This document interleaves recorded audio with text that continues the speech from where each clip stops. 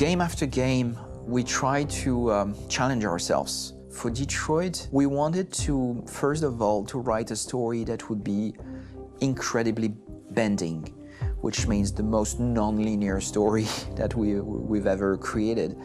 And we wanted really the player to have the possibility to change the story, change his own journey. When you're writing at Quantic, you're writing for an interactive medium.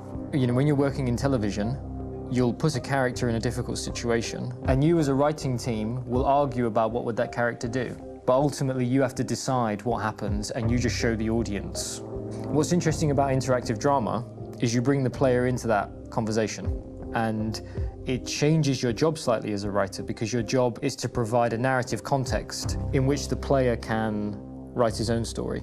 You're giving him this kind of narrative Lego that he's going to snap together into his own shape. You also have the ability to make your audience attach themselves to your characters, because the audience is in some sense responsible for what happens to the characters. It's just a few cans. Come on, let's go. We have some cash now. You used me to steal that money. How could you do that? I trusted you. What is a bit specific about this scripts is how large they are. If you take a film script, there are about 100 pages, but here we have to deal with a script that is between 4,000 and 5,000 pages. Everything becomes bigger because we don't just tell one story, but we tell all the possible stories that can be told within this narrative space. On Act 3, our final act, we have around 1,000 different scenarios, and every one of those scenarios has to be as interesting, as passionate, as strong, and as emotional for the player. We want every action that the player does, every interaction that is available to serve in telling the story, and help the player understand who his character is, and build that character moment to moment.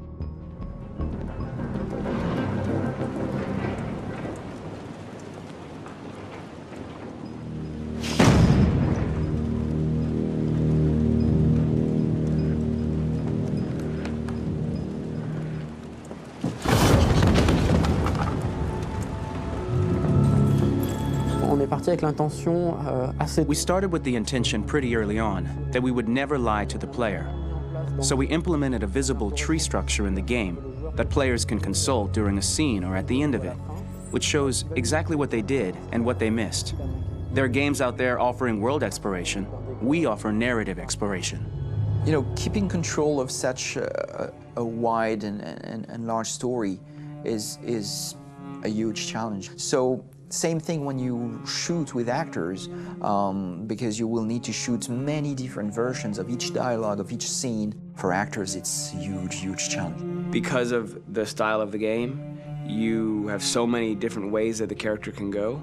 Every decision, it's what I call kind of choose your own adventure. Like every decision that the player makes, it's going to open up 40 more pages of material and experience that ties in, which means as a performer, you have to try to continue to make things feel real that the player might not ever see, but also that in performance, it's not always connected to a previous act. It's grueling, it's hard work, but it's a great team, and I enjoy doing it.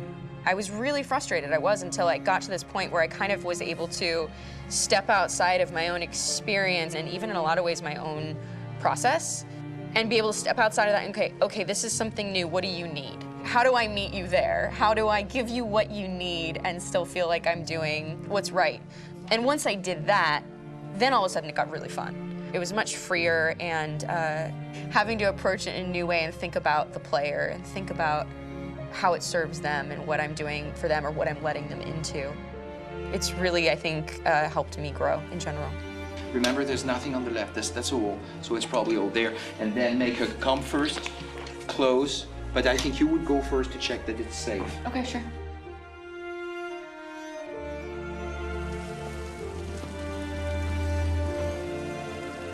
The most enjoyable thing about working in performance capture on this kind of project is that if I shot a film, I would get to do one of these endings. I get to do so many different things as Connor. Your head goes all over the place because you're trying to keep track of basically 4 different storylines for each different response. What's the name of my dog? Buddy? Scout. I think it's Jack. I can't remember. So I worked with physicality a lot because it was a good way to anchor myself in these different rings of the tree. As the story grows out, I know where that is physically in my body, and then I can switch more continually on set, and it'll be entirely up to the player to determine what order those things come out and what they look like from a distance. Like if you're playing through it, the culmination of all of that will be their version of Connor. I'm faster than you, and I don't feel pain. You don't stand a chance against me. Listen, asshole. If it was up to me, I'd throw the lot of you in a dumpster and light a match to it. Tourner les scènes d'action à... Shooting action scenes at Quantic Dream is a real challenge, because these are scenes where the storytelling has to continue. It's not an action scene just to have a dose of adrenaline. The stunts have huge consequences on the rest of the story. It's really a moment where we implicate the player and tell him that the choices he makes during an action scene will have a direct impact on the evolution of his story. Mon plus grand défi sur Détroit aurait... My biggest challenge on Detroit has been managing the large number of animations that we received from motion capture. Detroit features more than 37,000 animations, which is a huge amount to handle on a daily basis. Donc il faut prendre conscience que... You have to realize that the player, in his first playthrough, will miss certain scenes. This also means that we had to think of, conceive, and produce all the potential story paths. The characters' costumes, the places, day or night, the weather. Did the character get shot in the shoulder? Did he get injured? All this consistency forced us to produce a lot of graphic assets in order to, quite simply, allow the player to have true continuity throughout the story. Honestly, we were even surprised by the challenges that come with such a big tree structure, and we did our best to guarantee quality across all the game and make sure that whatever path you choose within this narrative space, you will have an equally good experience.